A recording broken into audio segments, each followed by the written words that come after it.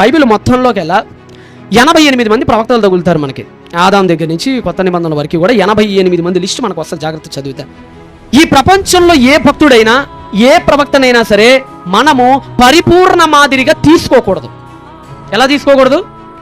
కొన్ని విషయాల్లోనే వాళ్ళు మనకు మాదిరి, అన్ని విషయాల్లో వాళ్ళు మనకి మాదిరి కాదు. ఎందుకంటే నువ్వు ఒక ప్రవక్తను వెంబడించావంటే ప్రవక్త నిలబడినంతసేపు నువ్వు నిలబడతావు. ప్రవక్త పడిపోతే, అబ్రహాం గారు ఉన్నారండి, గుడ్డిగా అబ్రహాం గారిని ఫాలో అయిపోయావు అనుకోండి, అబ్రహాం గారు పడ్డారా లేదా?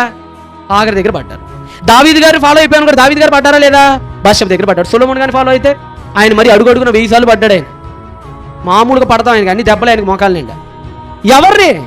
మనం ఎవరిని ఫాలో అవ్వాలో తెలుసా? మనకి మాదిరి ఎవరో తెలుసా? మనని ఎవరిని చూచి ముందు అడిగేయాలో తెలుసా? చదవండి ఇప్పుడు దాని మళ్ళా.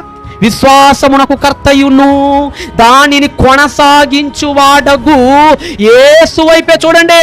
11వ అధ్యాయంలో హేబేలు ఇచ్చారని హేబేలు వైపు, సంసోను గురించి ఇచ్చారని సంసోను వైపు, అబ్రహాము, దావీదు, ఇస్సాకు, యాకోబు, యోసేపుల వైపు చూశారు. వాళ్ళు పడిన చోట మీరు పడతారు, వాళ్ళు నిలబడినప్పుడే మీరు నిలబడతారు. అందుకనే వారి వైపు చూడకండి, ఎవరి వైపు చూడండి? యేసు వైపే చూడండి.